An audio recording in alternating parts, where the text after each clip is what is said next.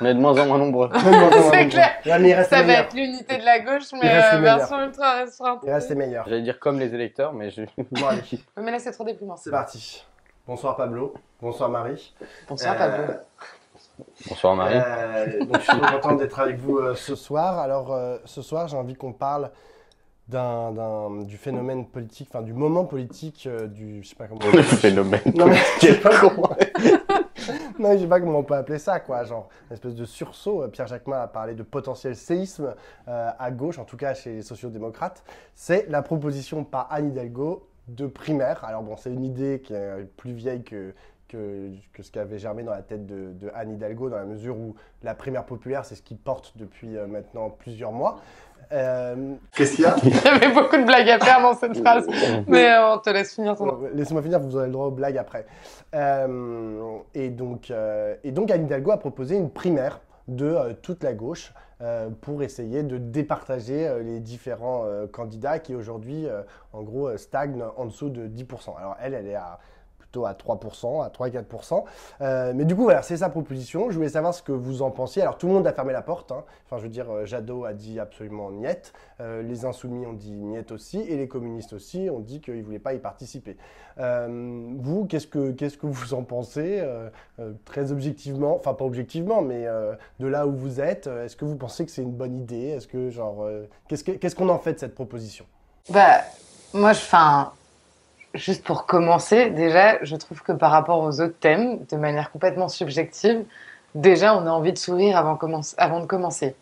Et déjà ça, c'est déjà chouette. Parce que rapport au reste de ce dont on a pu discuter, ça nous fait quand même du bien. Alors, on verra qu'on n'est pas d'accord, on verra que probablement c'est pas la proposition du siècle, c'est pas forcément facile à mettre en œuvre, c'est peut-être pas le bon timing, bref, il y a plein de problématiques qui se posent.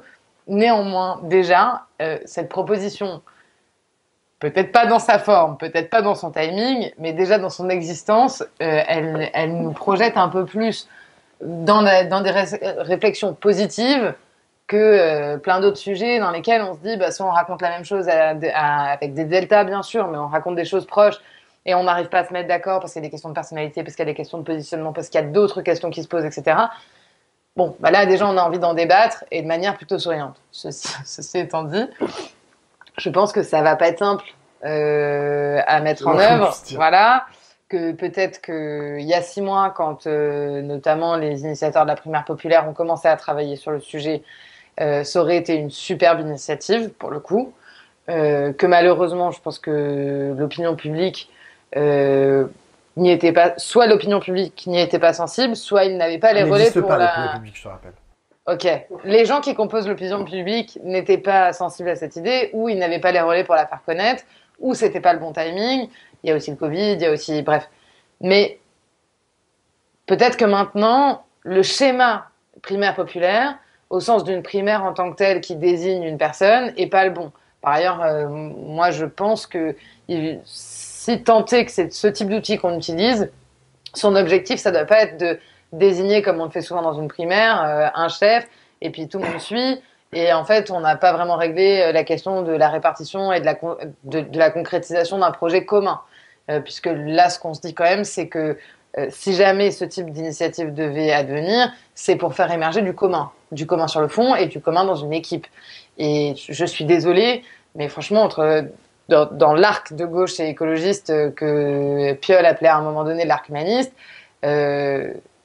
du commun, on a besoin d'en construire parce qu'on en partage, mais on ne sait pas le construire, on ne sait pas le partager, on ne sait pas faire de ça un truc qui nous porte collectivement.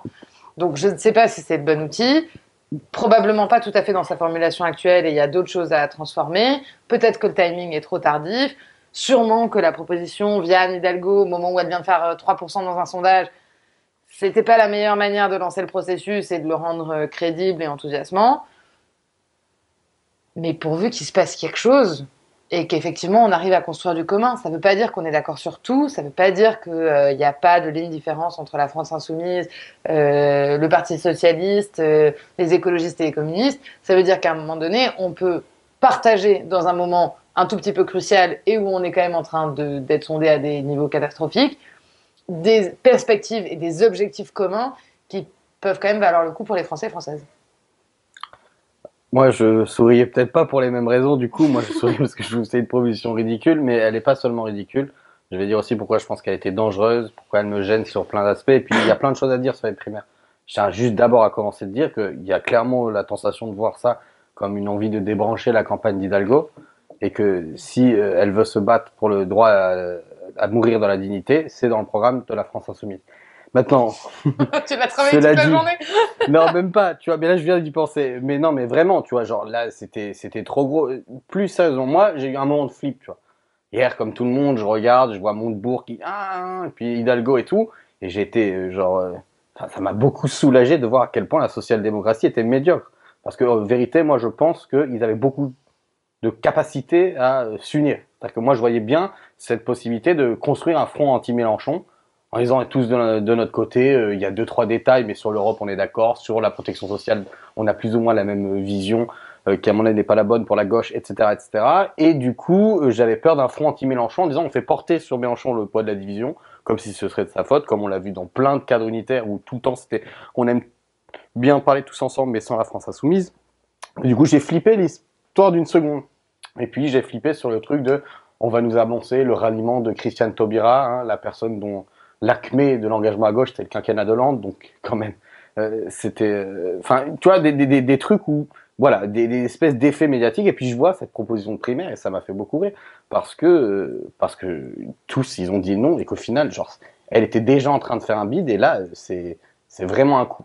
Après, sur cette proposition, il y a plein de trucs qui me dérangent. Je vais peut-être commencer par un truc, et après on reprendra la parole. Moi, il y a plein de trucs qui me dérangent. Mais la première, c'est peut-être déjà cette idée que des citoyens et des citoyennes commencent à réfléchir à comment proposer une alternative, c'est-à-dire de passer à côté des organisations politiques, syndicales, militantes, qui toute la journée font du travail militant, toute la journée ont des propositions.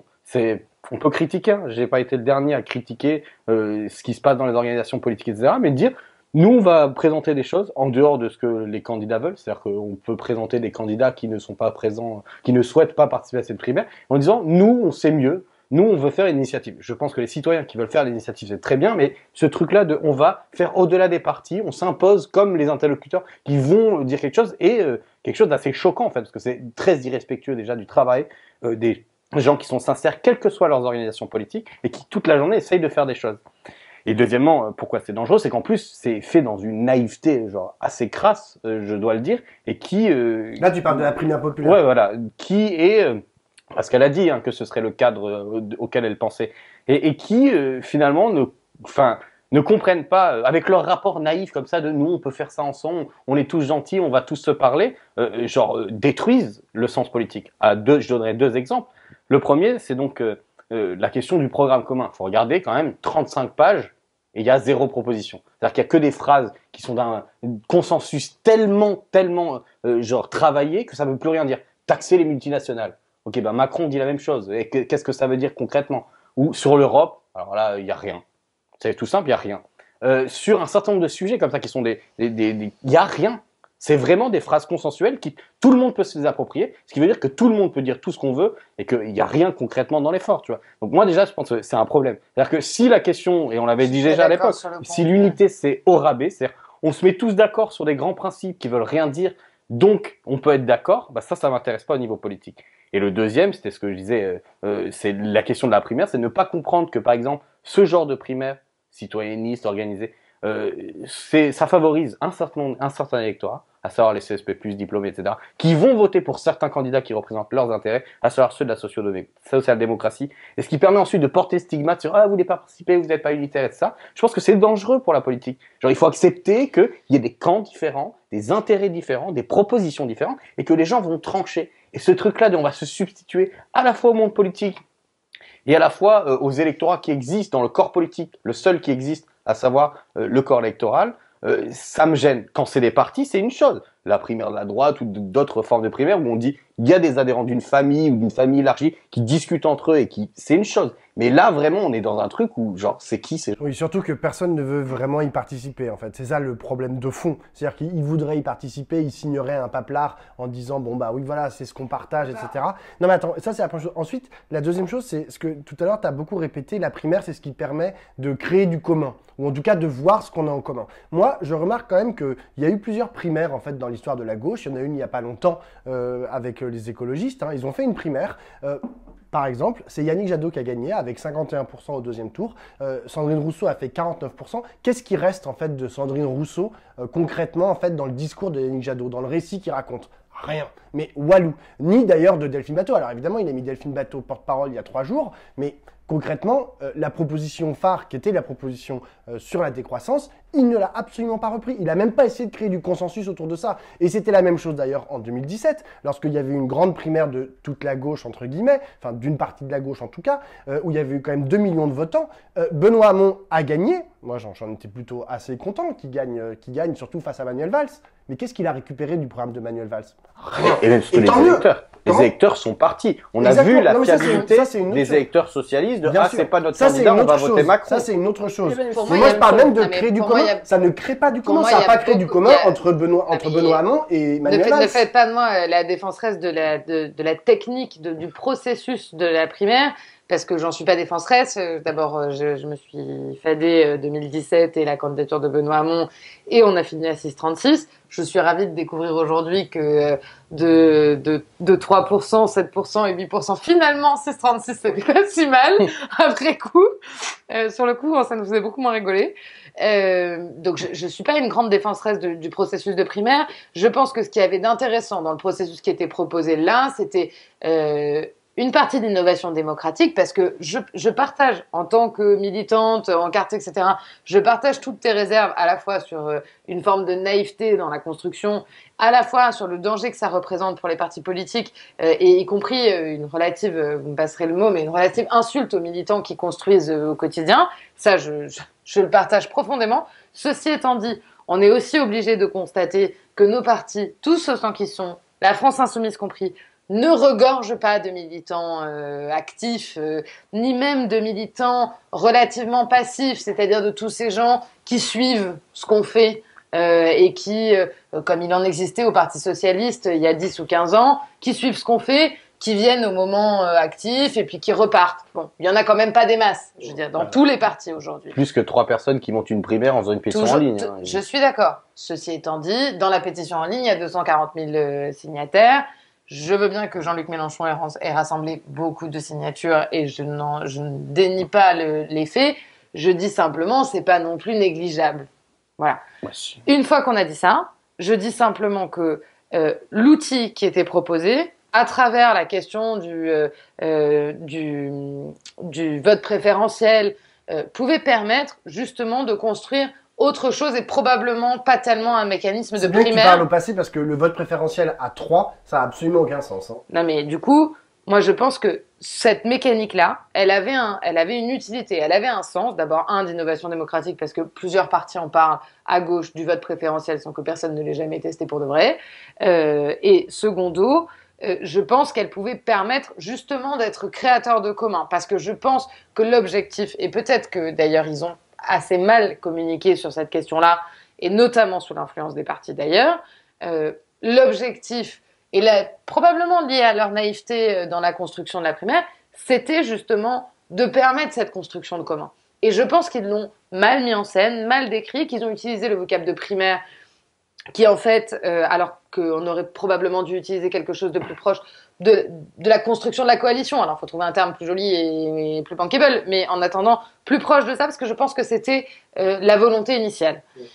Ceci étant dit, sur le fond, je partage le fait que les documents qui ont été mis en ligne étaient beaucoup plus tièdes que par ailleurs l'ensemble des discussions qui ont eu lieu et auxquelles, à titre personnel, moi j'ai participé, et dans lesquelles on a aussi exclu les partis ont volontairement exclu des thèmes qui sont présentés comme extrêmement clivants, sur lesquels, en réalité, quand on devait écrire ce qu'on voulait, il n'y avait pas grand monde pour dire qu'il n'était pas d'accord avec la formulation, mais que ça n'arrangeait personne d'écrire noir sur blanc qu'on était d'accord sur la formulation. Donc, et d'entretenir des clivages qui sont pour certains des clivages largement de surface. Donc, Ceci étant Lesquels? dit, je pense par exemple à la question de la laïcité. Bah attends, Jadot, enfin Montebourg, il dit sur son interview à France Info que la France Insoumise veut ethniciser la République. Hidalgo dit qu'on n'est pas républicain. C'est un petit clivage, ça. Donc Ils moi, sont en train de donc nous moi, insulter non, mais en donc disant moi, que vous je êtes suis ni en de train de gauche te ni dire- laïque. Mais Bah, genre qu'ils Anne aillent se Hidalgo, faire C'est elle- réciproque, non, mais hein. Anne Hidalgo a dit exactement la même chose des écolos. Ce que je dis, moi, c'est que maintenant, quand tu mets le Parti Socialiste avec son programme, la France Insoumise avec son programme, les écolos avec le leur et Génération, ou le PC n'est jamais venu, donc on ne sait pas ce qu'il pense, sur cette question, dans ce cadre-là en tout cas, quand tu les mets autour d'une table et que tu dis maintenant on va écrire, en fait, on arrive à écrire. On arrive à écrire, et c'est ça le vrai sujet. Et qu'après, effectivement, le problème quand tu as écrit, c'est qu'après, tu peux plus aller sur les plateaux expliquer que l'autre, il est anti-républicain, non laïque, je sais pas quoi, bref.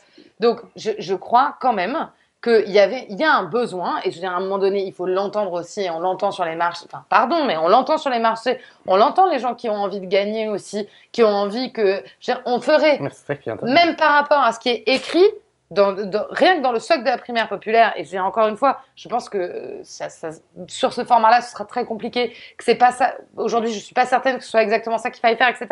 Je pense que même si on fait ne serait-ce que 50% de ce qui est écrit dans le socle, on aura fait un beau quinquennat de progrès. Hein. Moi, je pense Mais qu'on non, a mais rien attends. fait. Non, parce qu'en fait, ce qu'elle est en train de dire Marie, tu vois, c'est des déclarations de principe qui, une fois au pouvoir, ne voudront absolument. Enfin, et toi, ce que tu dis, c'est que c'est super ces déclarations de principe, mais une fois au pouvoir, ça ne sert à rien. Mais C'est pas moi, ce que je dis. bah, si. Non, moi je dis que déjà. Je dis que c'est vide de sens. Non, mais je dis qu'il y a rien.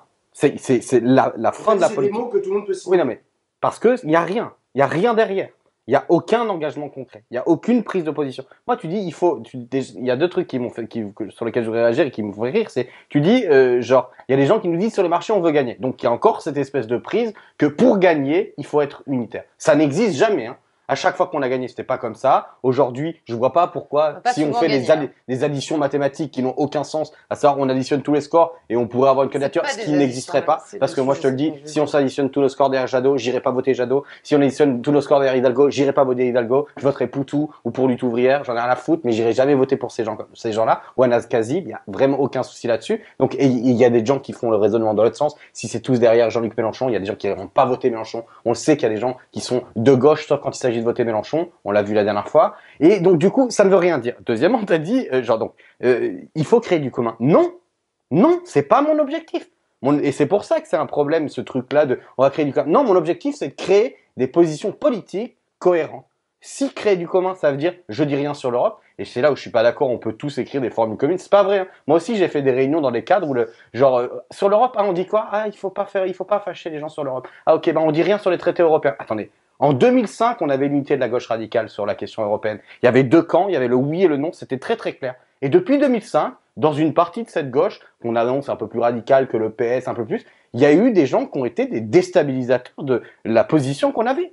En 2005, on dit non à l'Europe. Ensuite, on fait tout Non, le on dit pas non à l'Europe. Si, on dit Non, non à on la dit pas Constitution non à libérale l'Europe. de l'Europe. On dit non à la Constitution Oui, libérale et de on l'Europe. dit ce qui est pas fuck à exactement l'Europe. la même Et on chose. dit fuck à l'Europe sur cette question-là. Et on dit, attendez, la suite de ce processus, on veut y mettre un terme sur ces bases-là.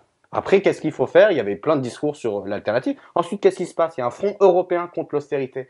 Et on dit, attendez, les traités, c'est pas possible, la Grèce, c'est pas possible. Et qu'est-ce qui se passe? On se retrouve à des formules qui sont de plus en plus diluées. Donc après, c'est peut-être qu'il faut désobéir. Non, il faut penser que l'esprit des traités. Il y a des phrases, on ne sait pas ce que c'est. Vraiment, la poésie. Genre vraiment, tu vois, mais c'est de la poésie. Donc, et à chaque fois, Ok.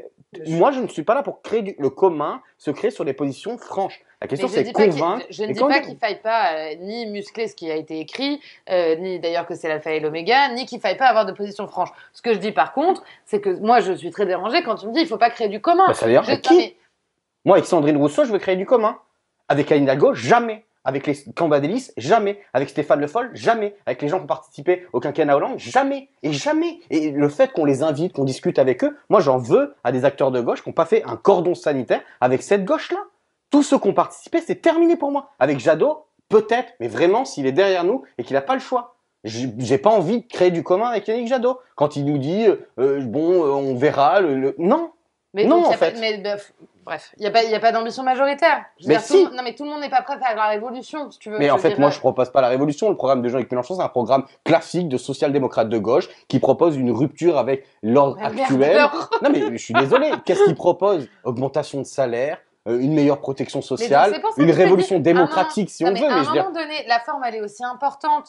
La forme, elle est aussi importante. Et ce que je dis, c'est qu'à un moment donné, justement, parce que je crois que tout n'est pas que brisure, cassure dans les propositions de Jean-Luc Mélenchon, je crois qu'il y a beaucoup de choses qu'on peut partager sur ce socle. Et je crois qu'à un moment donné, l'objectif, c'est quand même, alors je ne dis pas que ça ne fait des additions mathématiques, je dis qu'à un moment donné, ça peut créer une dynamique, une capacité chez les gens à croire qu'on va gagner. Aujourd'hui, il n'y a personne à gauche qui pense qu'on va gagner. Je veux dire, dans les citoyens, putain de merde, c'est des gens qui ont besoin de croire que demain, on peut changer. C'est Voilà. ça qui amène à... et vous étiez où en 2017?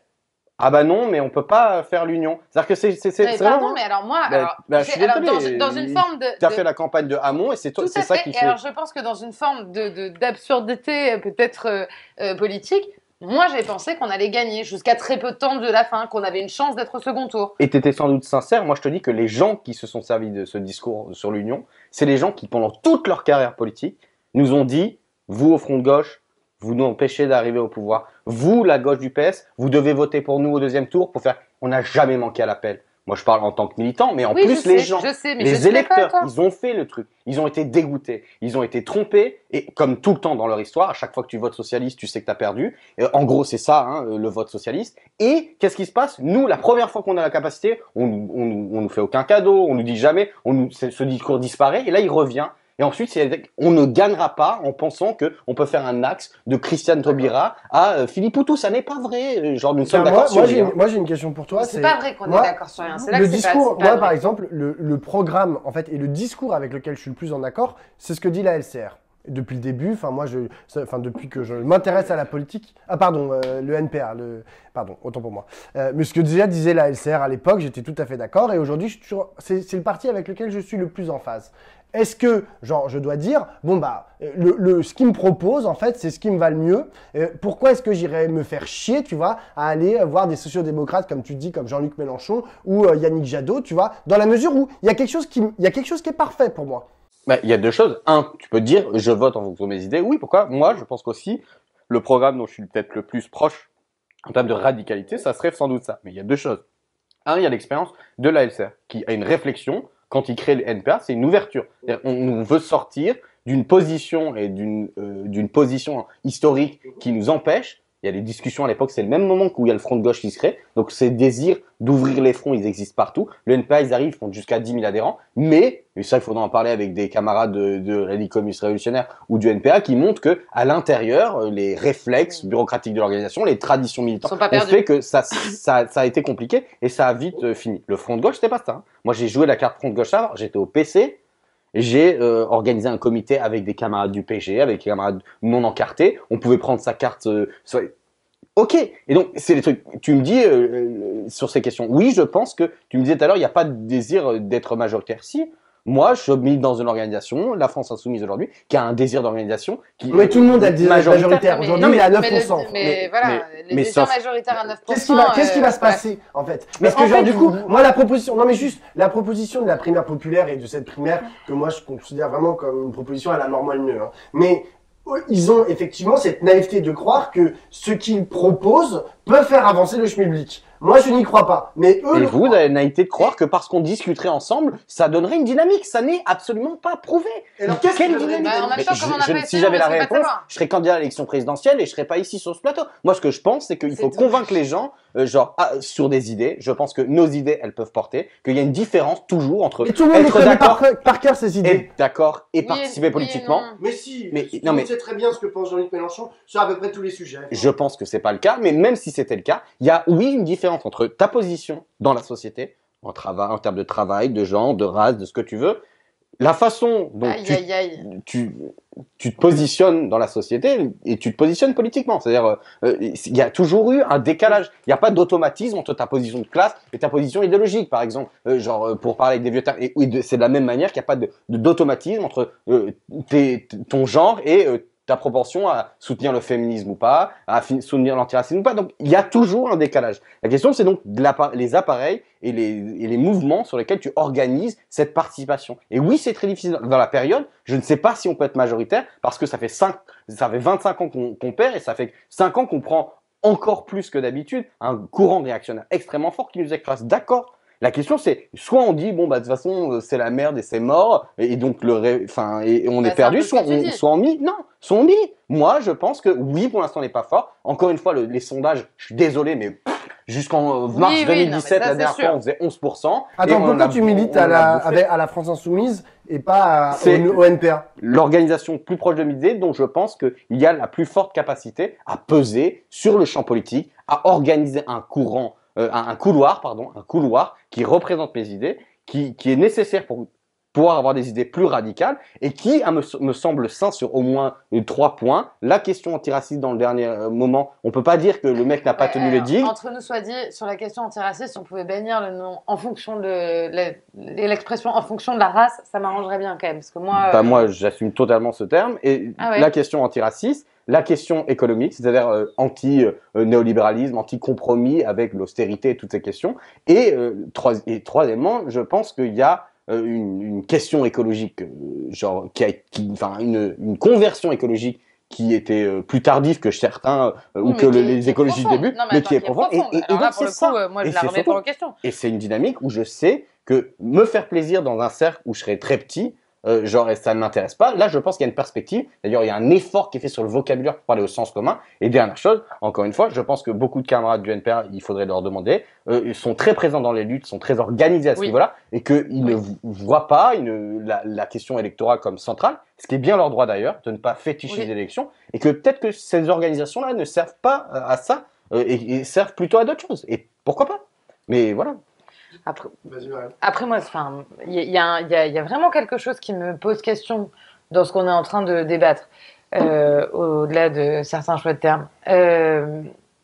On pourra avoir le débat sur ça. Comment on pourra Une avoir le prochaine débat émission. sur ça, une prochaine émission. Trop blanc. Il y a un Pardon. vrai truc qui me dérange, ou en tout cas qui me pèse, c'est que je me dis, on est en train de porter l'histoire de clivage. Alors, ça a toujours été vrai, hein. Tous nos partis ont une histoire, et bien sûr, on est le produit aussi de cette histoire militante. Mais aujourd'hui, on porte, à mon sens, une histoire de clivage au sein du Parti socialiste, parce qu'en vrai, c'est quand même tout ça est quand même une histoire de l'éclatement progressif du Parti socialiste et de ses courants, qui aujourd'hui empêche des gens d'échanger et de construire ensemble une alternative qui dépasse, pardon, mais les éléphants qu'on a devant. Alors certains un peu plus jeunes que d'autres, que ce soit Anne Hidalgo, Yannick Jadot, qui est déjà d'une histoire un peu différente parce que via Greenpeace, etc., moins lié au Parti socialiste, mais je veux dire, même Anne Hidalgo qui est quand même le produit d'une histoire du Parti socialiste classique, des éléphants qu'on voit à peine s'atteindre et qui sont toujours là, dont François Hollande, dont Stéphane Le Foll, comment aujourd'hui, derrière cette génération-là, je ne parle même pas de Jean-Luc Mélenchon et de ses quelques bougies, que je ne critique pas, mais qui sont aussi, qui sont un atout d'expérience, mais qui sont aussi un désavantage de tous les conflits qu'il a pu avoir avec la terre entière, comment la génération qui est derrière, à un moment donné, n'est pas capable aujourd'hui, alors que je pense, et pour connaître, comme chacun d'entre vous, un certain nombre des membres de la primaire populaire, etc., je pense que entre ce que tu penses, ce que je pense, ce que tu penses, ce que pensent les camarades de la primaire populaire, je pense qu'il y a capacité aujourd'hui. Alors peut-être qu'il est mal écrit le SOG, peut-être qu'il est témoin de nos dissensus et de nos capacités de se friter pour se faire plaisir. Je pense qu'on est quand même capable d'écrire des choses radicales, vraiment.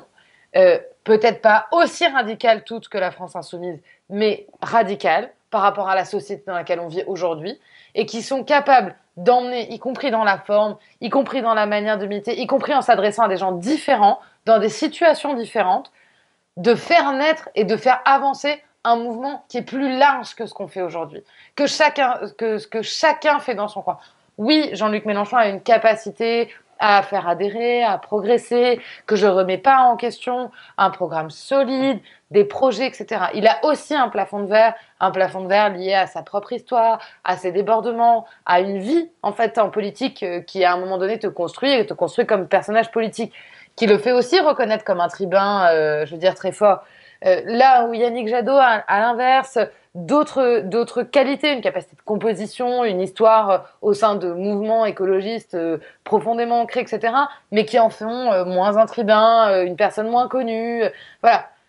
où Anne Hidalgo est quand même le produit de Paris.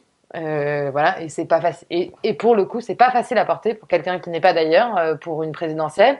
Et je me On dis, va pas la plaindre. Hein. non, mais je la plains pas, mais je dis juste que de facto, elle est aussi le produit d'une sociologie particulière, d'une élection particulière.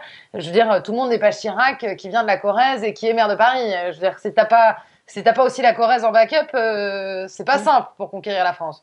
Et je pense que progressivement, enfin, pas progressivement, je pense que la question qui se pose à nous aujourd'hui, d'abord il y a 2022 parce qu'on n'a pas le choix, parce qu'en fait il y a des gens qui attendent, parce qu'il y a des gens dont la vie va être matricée par le résultat là pour 5 ans, et qu'en fait c'est pas juste nos querelles théoriques, c'est qu'à un moment donné ça se présente là, c'est notre service public qu'on délite en fait, hein, maintenant.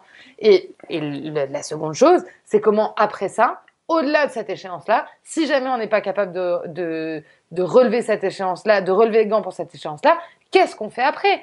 Et ça peut pas être, pardon, et je veux dire avec toute la sympathie que je porte aux militants de la France Insoumise, donc pour un certain nombre que j'apprécie beaucoup, j'ai toute la sympathie que je leur porte, ça peut pas être tous derrière les propositions de l'avenir en commun ou la mort. Je veux dire, et n'ouvrons pas le bouquin pour savoir si tu voudrais rajouter jamais une virgule. Mais, sauf que, bon. Encore une fois, tu dis c'est des propositions théoriques et il y a le réel qu'avant. Bah, je suis désolé, mais la politique, c'est pas ça. C'est pas des idées qui s'incarnent avec des gens qui sont d'accord, pas d'accord, etc. C'est une réalité. Tu l'as dit, il y a une réalité. Il y a des gens auxquels on ne peut pas faire confiance parce qu'ils ne sont pas de gauche. Ok, pour moi, ils sont pas de. Non, mais choisis sans autre. Ben justement, on choisit pas comme ça. Il y a des partis politiques qui sont positionnés. Il y a des partis politiques qui ont des histoires, qui ont fait des actes, qui ont participé à l'élaboration de ce que tu dis, les lois qui vont arriver, etc. Qui ont changé de parti politique. Exactement. Oui, et c'est normal. Les crises de recomposition, les initiatives sont là. Moi, j'allais te dire, par rapport à ce que tu dis, ils sont plus vieux, moins vieux, c'est les familles du Parti socialiste. Je pense qu'il y a 3 trucs. Il y a Jadot, c'est ce qu'on discutait un peu avant l'émission, là, de genre, les Verts, ils disent toujours la gauche et les écologistes, ils disent, il y a un nouveau paradigme, il faut le voir, c'est l'écologie. Je pense que ça marche pas. Hein, je pense qu'ils ont des très grandes difficultés à s'accrocher parce que, en tout cas, la maturité qu'a pris la question écologique dans la société n'est pas à la hauteur de l'idée que ça serait un liant qui permet de repenser tout. Il y a des possibilités théoriques de le faire, mais en termes d'options politiques, ça n'est pas mature. Il y a une deuxième chose, c'est que Jean-Luc Mélenchon, pour moi, c'est le dernier homme politique du XXe siècle. Okay, il a le lexique corporel, il a les références, il a la façon dont fait la politique. Mais sur le programme, je pense que c'est celui qui a fait le plus d'efforts pour remettre en cause un certain nombre de dogmes qu'il a hérité de son héritage socialiste et qu'il est en truc, ce qui sont tournant sur l'universalisme qui dit abstrait aujourd'hui, c'est son tournant sur la question écologique et le productivisme, etc., etc. Bon, et je pense que c'est ça qui met en avant, qui fait qu'il n'est pas complètement vu comme un taré. D'ailleurs, chez les jeunes, il a des intentions de vote genre relativement bonnes, ça dépend lesquelles, encore une fois. Bah, à Harris, ils mettent à 29%, tu vois, genre, bon, peu importe. Et en tout cas, la dernière fois, il est arrivé premier chez les jeunes, et il y a un potentiel, on peut pas le dire, genre, voilà. Et en même temps, Hidalgo, effectivement, c'est le vieux monde, mais dans ce qu'il y a de pire. Pourquoi elle est à 4%, et tu dis, elle représente la bourgeoisie parisienne? Parce que c'est ce qui reste de l'électorat socialiste, qui vote en fonction de leurs intérêts de classe, qui sont alignés avec les propositions du Parti socialiste. À savoir, on s'en fout, genre, on va continuer à faire une politique néolibérale, parce que, de toute façon, pour eux, si vous êtes progressiste sur un certain nombre d'idées, et que vous n'êtes pas trop un réac, et encore c'est à voir parce que ils se font de pire en pire, c'est pas très grave au niveau économique, ils en souffriront pas trop. Les 4%, c'est pas vrai. C'est pas vrai. Les résultats des précédentes élections montrent que c'est pas vrai. Je veux dire, c'est pas vrai. Je veux dire, moi, je veux bien. Sur les 36 000 communes, le Parti socialiste est le deuxième parti de France. Voilà, et ça me rassurerait. Pendant très longtemps, le troisième parti de France au nombre d'élus, c'était le Parti communiste français. Et ils ont aucun point politique. Aujourd'hui, n'en déplaise à Fabien Roussel qui voulait faire un comeback. Très longtemps. Mais non. Moi, quand j'ai adhéré au Parti communiste, et j'ai quitté le Parti communiste en 2017, en 2012, on disait encore, on est le troisième parti en nombre d'élus. Et ça ne veut pas dire qu'on avait un poids politique phénoménal sur la scène politique. Loin de là. Donc c'est encore une fois les élections locales. Peu importe, la question c'est est-ce que justement on peut créer des processus. J'entends ce que tu disais tout à l'heure. Tu dis la primaire est une vocation ou avait vocation à essayer de pousser ce truc-là. Je pense que c'est le mauvais angle, que c'est compliqué. Je pense juste aussi que il faut arrêter de croire que quand des contradictions qui s'expriment ne sont pas matures, elles vont pouvoir se résoudre. Partout c'est fragmenté. C'est pas que la gauche dans le mouvement féministe. Féministe décolonial, féministe universaliste, féministe afro, il y a plein.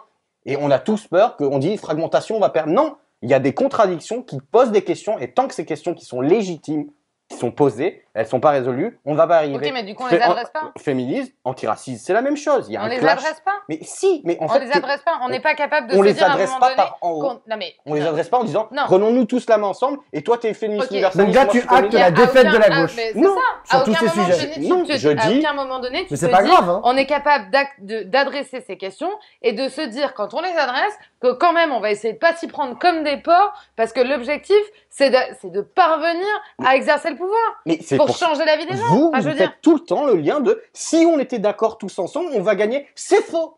Il y a aucune raison que ce ok. soit vrai. mais Donc si moi on je te est dis tous que fragmentés, on gagne comment en fait? Ça n'existe mais pas. c'est ça la question. C'est ça la Ça question. n'existe pas. C'est à quel moment, quelle opportunité, quelle organisation, Mais tu peux pas dire d'un côté, quel plan.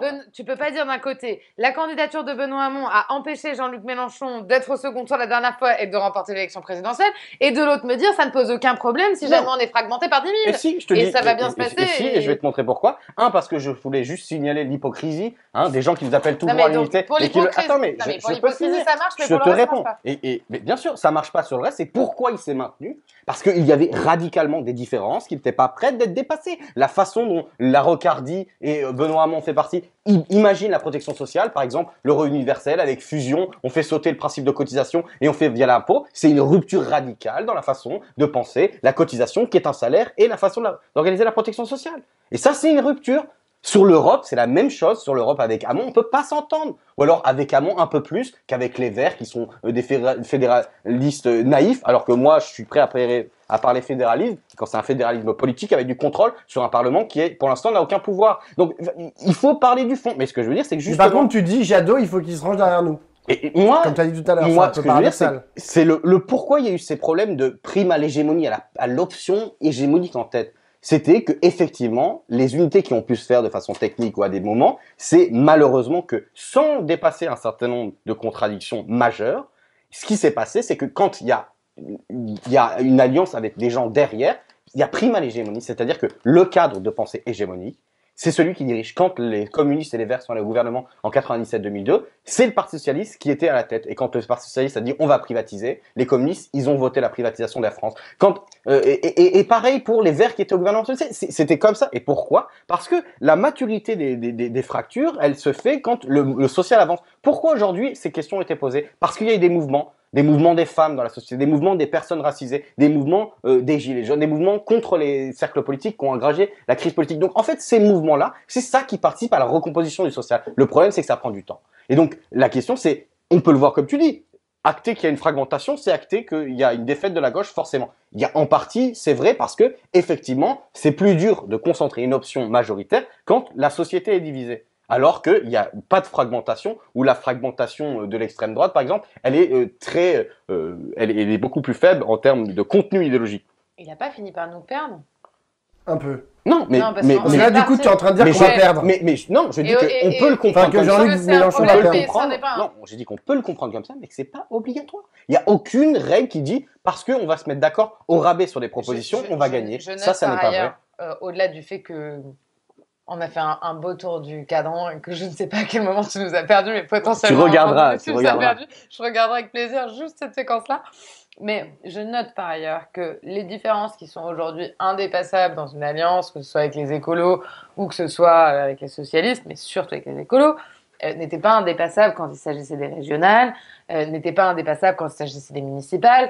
Et moi, mais ça me pose un vrai sujet parce que Le pouvoir, les élections locales, non mais pardon, mais les élections locales, c'est aussi beaucoup de pouvoir sur ta vie locale. Je veux dire, ta vie locale avec toutes les limites. les ré- Le budget, c'est pas les possible. régions en France, c'est pas un budget négligeable. Je veux dire, tu peux pas dire D'accord, que tu as de moins en moins d'argent de l'État qui vient, on doit de plus en plus gérer l'austérité, tu as de plus en plus de compétences qui te viennent sans les capacités de les ok, fournir, d'accord, etc. enfin, etc. c'est pas- Enfin, non, Mais ça, des c'est un budgets prisme. négligeables. Non, mais Je ça, suis c'est un désolé. prisme pour le coup qui est entendable. C'est-à-dire qu'il dit il y a que l'État qui a du pouvoir. Voilà. mais Non, c'est c'est pas pas qu'il y a vrai. que l'État, c'est juste que sans Non, mais l'État, on change pas. Tu fais Non, ce mais que je t'ai tu pas- veux. non, mais je t'ai On pas a dit essayé que sans pendant- l'État, je t'ai pas dit que sans l'État on changeait, mais je t'ai dit que ce qui est indépassable au moment où tu es en train de te dire comment on gagne la capacité à changer la vie des gens, justement à cette échelle qui est l'échelle absolue chez nous, qui est l'échelle de l'État, ça c'est indépassable à ce moment-là parce que se joue la place de président, n'est pas indépassable quand il s'agit d'aller négocier des alliances C'est dans pas les la place régions. de président. Je trouve vraiment sur le fond que c'est hypocrite. Et c'est hypocrite parce que Si tu es capable de travailler, c'est quand même pas des petits budgets. Alors du coup, je vais pêcher par manque de technicité parce que je ne connais pas le budget de chacune des régions. Enfin, notamment une région comme l'Île-de-France, je veux dire, c'est monstrueux, c'est plus que le PIB de certains pays d'Europe. Donc, je veux dire, à un moment donné, si tu es capable de t'entendre pour gérer ce type de structure, pourquoi on n'est pas capable de s'entendre sur le socle qui nous permettrait de gérer l'État? Parce qu'on ne change pas la société au niveau des régions. Parce que quand on avait... Tu penses qu'on va changer au niveau de l'État? C'est paradoxal avec ce que tu dis. Non. Si, tu me parles de mouvement social, tu me parles des luttes des femmes, des luttes antiracistes, etc. L'État peut changer, genre, mais non, excuse-moi, les femmes n'ont pas attendu l'État. Mais l'État peut changer, c'est l'État qui sanctionne dans le droit un certain nombre d'avancées. C'est l'État qui réagit au mouvement social. C'est le Parlement, c'est pas pareil. L'État, j'entends par État, la structure nationale de pouvoir qui organise justement la présidentielle, c'est pas législatif. Excusez-moi, mais dans les deux cas, oui, bien sûr que l'État a un énorme pouvoir sur l'état de la société, sur la manière dont elle peut évoluer, etc. Un pouvoir majeur. Enfin, après le quinquennat qui vient de s'écouler, le précédent et encore le précédent de Sarkozy, je préfère vous dire quand même que l'État a quand même beaucoup reculé. Et que notamment à l'échelle des régions, à l'échelle des municipalités, et notamment quand il s'agit de police, d'accueil des personnes en situation de vulnérabilité, de violence, etc., je veux dire, les collectivités locales, de la mairie jusqu'à la région, ont un rôle majeur. C'est pas mon prisme de pensée, parce que moi je suis une vieille universaliste mal réglée, mais c'est pas mon prisme de pensée. Je pense qu'il faut avoir des territoires qui peuvent avoir les mêmes moyens pour mettre en place le même type de politique et le même type d'ambition. Je pense que ce qui est applicable dans des élections locales, là où on est capable de construire ensemble pour construire des projets et pas des petits projets, je ne vois pas pourquoi, d'un coup, ça devient indépassable. Je vais t'expliquer. D'abord, un truc. Les communistes ont eu une rayonnant, à l'échelle locale, extrêmement forte. Ils ont changé la vie des gens, ils n'ont pas changé la société. C'est ça la différence. C'est que personne n'est pour dire, tant qu'on ne gagne pas le pouvoir d'État, on ne peut pas changer. Oui, exactement. C'est ce que je viens de dire. Attends, tu penses on a le pouvoir d'État, on change la société? Non, je dis que sans le pouvoir d'État, on peut pas changer la société. Je crois de la mauvaise foi. Je dis qu'on peut difficilement changer la société, on peut le faire sous des formes de conflictualité qui prennent du temps, ce qu'on reprochait tout à l'heure, et qu'il faut le pouvoir d'État pour changer la société. Sinon, on voudrait pas. Pour le coup, l'histoire, mais juste pour le coup, genre l'histoire est truffée en fait de récupération du pouvoir d'État et ensuite de trahison, mais pas de trahison. Enfin, en fait, il y a des forces exogènes en fait à l'État qui font que t'as du mal en fait si t'as pas à changer la vie des gens. Non mais par ailleurs, la question du temps pose un problème. Donc juste. Bien sûr, il y a des forces politiques de pouvoir qui sont en dehors de l'État, les puissances financières. Ça. Je dis juste que sans une inscription, c'est-à-dire que les mouvements sociaux, quels qu'ils soient, pour qu'ils puissent gagner, soit ils gagnent dans les entreprises et c'est une lutte salariale syndicale, soit quand c'est des mouvements sociaux à l'échelle de la société, il faut une inscription politique. D'ailleurs, quand ils en ont pas, quand les gilets jaunes, ils échouent, c'est parce que derrière, il n'y a aucune inscription sur la prise du pouvoir. En tout cas, pas sur la prise du pouvoir, mais sur l'inscription. Quand tu disais tout à l'heure, les femmes, elles n'ont pas attendu. Le droit à l'avortement, il faut quand même qu'il passe au Parlement. La question de la sécurité sociale, il faut quand même des ministres communistes dans un gouvernement pour que ça se passe. Donc, il faut quand même des ministres communistes qui, du coup, n'ont pas servi à rien. Et du coup, d'avoir le pouvoir et des ministres communistes, ça n'a pas servi à rien. Donc moi, c'est juste ça que je dis, en fait. Attendez, je peux finir. Depuis le début, je dis, la prise du pouvoir d'État est une question centrale. C'est pour ça que, bien sûr, que ça sert pas à rien d'avoir des ministres communistes. Au contraire, je remarque juste que quand tu as des collectivités locales, et je vais te répondre à ta question très sérieusement, je vais la prendre au sérieux. Effectivement, on a changé la vie des gens à plein d'égards, mais on n'a pas changé la société. C'est ça la différence, c'est changer la vie des gens. C'est-à-dire dire qu'il faut répondre aux problèmes concrets des gens avec les collectivités. Les collectivités peuvent faire beaucoup, c'est évident et c'est vrai. Tu disais pourquoi on peut s'unir à certains plans, parce que par exemple, quand tu parles des régionales, tu pars pas de ton rapport à l'Europe, c'est pas la compétence de la région. C'est pas la compétence de la région de prendre position ou non sur la question européenne et sur les traités européens. Le lien à l'Europe, il est énorme dans les régions. Le lien il y est, mais je suis désolé, c'est pas la région ne prend pas position sur ce qu'il faut faire ou non des traités européens. Donc cette divergence, on peut la mettre de côté. De la même manière, et il y a plein d'exemples. On applique des protections sociales, on a des marches, mais on décide pas revenu universel ou cotisation sociale au niveau de la région. Donc il y a des possibilités de s'entendre et de discuter sur la gestion commune des régions qui est très différente. Sur les deux exemples, sur les deux exemples, après je voudrais bifurquer sur quelque chose d'autre parce que ça m'a plus intéressé, mais sur les deux exemples en l'occurrence, que ce soit sur l'Europe et je peux en parler parce que notamment en Occitanie, ça a été un vrai sujet de divergence sous la précédente mandature entre les élus de la France Insoumise et les élus Europe Écologie Les Verts. Je veux dire, compte tenu de l'ampleur des subsides européens et de la manière dont ça fonctionne, en fait, oui, dans les votes des régions, alors personne ne le sait, ça n'intéresse personne, peut-être, hein, mais dans les votes des régions, il y a d'énormes positionnements vis-à-vis de l'Union européenne. Premier sujet. Deuxième sujet, sur la question du... Valérie Pécresse en avait fait un axe de sa campagne. Bah oui. Mais c'est pas toi qui décide de voter contre, ou c'est pas les régions qui transcrit ou non dans le droit européen des directives qui sont votées à Bruxelles. Donc du coup, c'est l'État. Tu transcris pas la directive, d'accord. Enfin, ce étant passant, bon bref, on va pas faire un débat de juristes. Mais par contre, tu prends des positions qui sont structurantes vis-à-vis de la position que l'État français a vis-à-vis de l'Europe. Ça, c'est la première chose. La deuxième chose sur le revenu universel, pardon, mais les expérimentations qui sont menées notamment à des échelles, qui sont envisagées notamment à des échelles départementales de revenu universel, elles le sont lourdement en lien avec les régions qui cofinancent. Ceci étant dit... Mais tu peux rien faire sur la protection sociale, sur les cotisations. Tu peux me dire, je lève une cotisation au niveau de la Je suis d'accord avec toi. Ça n'a pas le même pouvoir que l'État, sinon ce sera un État fédéral et pas l'inverse. Bon, ceci étant dit, moi, je trouve quand même que l'exemple que tu as pris, particulièrement sur la question de la sécurité sociale, je veux dire, montre qu'à un moment donné, si on veut s'en donner les moyens, ça ne veut pas dire l'unité à n'importe quel prix. Je ne dis pas l'unité à n'importe quel prix. Je dis juste qu'à un moment donné, si on veut s'en donner les moyens, on peut écrire noir sur blanc, y compris avec des versions extrêmement précises, on peut écrire noir sur blanc ce qu'on veut porter ensemble. Et que ce ne sera pas le programme rêvé de la France Insoumise, ce ne sera pas le programme rêvé du Parti Socialiste. Il faut que chacun soit représenté à sa juste valeur par rapport à ce qu'il représente dans la société, dans un collectif, mais que néanmoins, entre le collectif qu'on peut former, les mesures qu'on peut porter pour demain, et le collectif qu'on va pas former dans un endroit où on n'aura pas le pouvoir, parce que de toute manière, on ne le gagnera pas en étant divisé, moi, ça me pose un vrai problème. Et ça me pose un vrai problème, pourquoi ? Parce que quand tu dis, on a le temps, pas on a le temps, ça prend du temps de construire dans la conflictualité, etc., le temps de quoi, en fait ?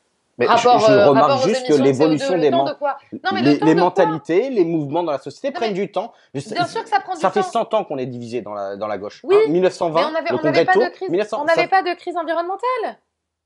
Mais déjà, la question du productivisme et la destruction de notre environnement était moins apparente, mais elle était existante. Okay, deuxièmement, la destruction des vies, pour le coup. La destruction de la vie des femmes, la destruction des vies des ouvriers, la destruction des gens racisés, elle existait. Et on se le posait différemment. Les luttes étaient différentes. Ça prend du temps. Et ce que tu dis, t'as dit, si on se met pas en unité, on va pas gagner. Déjà, encore une fois, je m'inscris en faux. C'est pas vrai. On n'a jamais gagné en ayant une candidature unique. Ok? Donc déjà. Je sais pas dit. Ouais, mais voilà, tu vois. Tu peux caricaturer le propos. Mon propos est pas de dire absolument, on embarque tout le monde, il y a aucune tendance et machin. Bien sûr que des gens peuvent rester dehors parce que pour plein de raisons, comme on le disait tout à l'heure, des copains du NPA qui pour plein de raisons peuvent voir l'échéance de manière différente. Je ne crois pas, et je ne veux insulter personne, mais je ne suis pas sûre que Philippe Poutou aujourd'hui ait l'ambition de devenir lui-même, de gagner la présidentielle. Je pense qu'il porte un message et que s'il peut être demain dans un collectif... Enfin, les autres l'ont et pour le coup, ça fait rire tout le monde. Ça, c'est encore autre chose. Mais, ça fait rire personne. Ou ça fait rire personne. Mais je crois pas qu'il l'ait. Et je pense que si demain il décide de ne pas rejoindre un cadre collectif dans lequel il serait représenté à hauteur de ces 2% ou 3%, etc., parce qu'il considère que ça n'est pas sa manière de voir le processus, parce que ça n'est pas son ambition que de l'emporter, fine, pas de problème.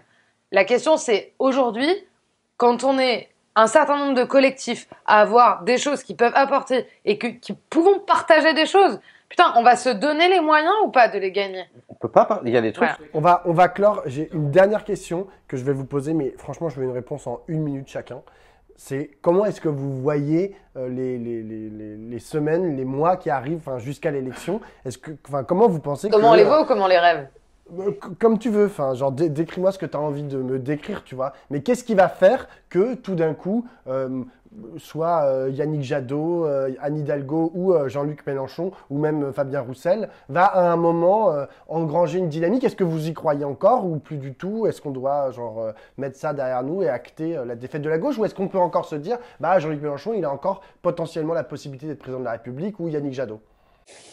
Non, moi, je fais pas de la divination, donc on sait jamais. Il y a 6 mois, personne n'aurait dit que Zemmour serait candidat. La dernière fois, personne n'a vu Macron venir. Les mouvements tactiques dans une crise politique sont ouverts, tout est ouvert, rien n'est fermé. Bien sûr qu'il y a des difficultés. Je rappelle que la dernière fois, Mélenchon, il commence à monter à plus de 11% en mars, ok, 2017. Donc ça veut dire 2 mois avant l'élection. Bon, cette fois-ci c'est tôt en avril, mais c'est-à-dire vraiment ça prend à la fin. On était frustrés de pas pouvoir faire une campagne plus longue. Toi, tu penses que ça va prendre à la fin? Non, je dis que en tout cas, nous on fait tout ce qu'on peut. Le job des militants, c'est les gens. Si vous voulez faire quelque chose, vous voulez participer, inscrivez-vous sur le site, inscrivez-vous, vendez des programmes, distribuez des tracts, faites du porte-à-porte. Allez, mais il n'y a rien à changer concrètement puisque tout est là et genre mais vous mettez rien en n'a place, changé. On vous verra quelles développez sont la les stratégie. opportunités. Si je ne sais pas, si tout d'un coup il y a un truc comme la dernière fois, Jadot qui se désiste pour Hamon, il y a des discussions. Je rappelle que Mélenchon était à une discussion avec Jadot la dernière fois. Que il y a toujours des possibilités de discuter. La vraie question c'est maintenant on a un programme. Ça fait 6 mois qu'on fait campagne. On a un programme qu'on a travaillé depuis des années. On a des militants. On a un cadre de campagne. On propose à tout le monde, quel que soit leur parcours politique, leurs idées, s'ils sont d'accord sur le programme et s'ils sont prêts à militer, ils ont des cadres partout en France pour le faire.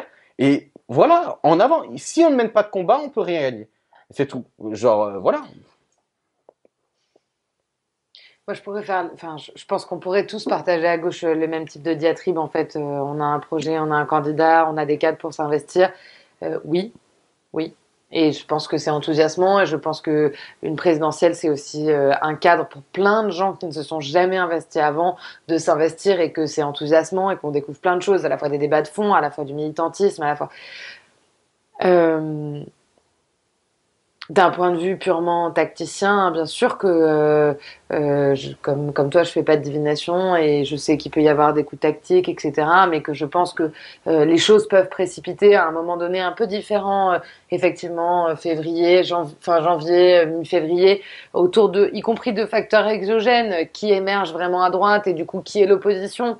Je veux dire, quand l'opposition c'était Fillon, ça allait bien que l'opposition ça soit Hamon, puis quand Fillon a été très empêtré dans ses affaires et que l'opposition c'est devenu Macron, du coup l'opposition à Macron c'était quand même plus facile que ce soit Mélenchon. Donc je pense qu'il y a des choses exogènes qui peuvent venir faire précipiter une campagne. Je pense que le prisme écologiste aujourd'hui doit être au cœur d'une construction commune. Je pense qu'en plus avec la France insoumise, on partage largement ce type d'axe.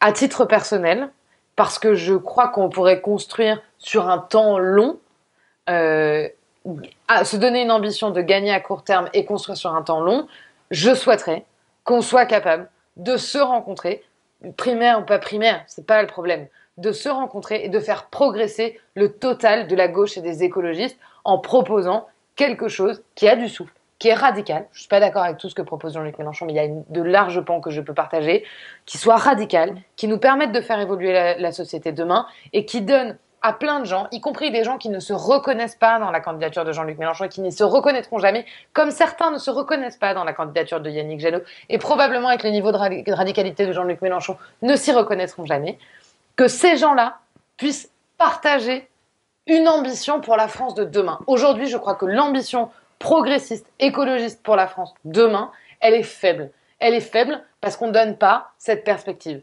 Donc si c'était que mon souhait personnel, ce serait ça. Bah, merci à tous les deux.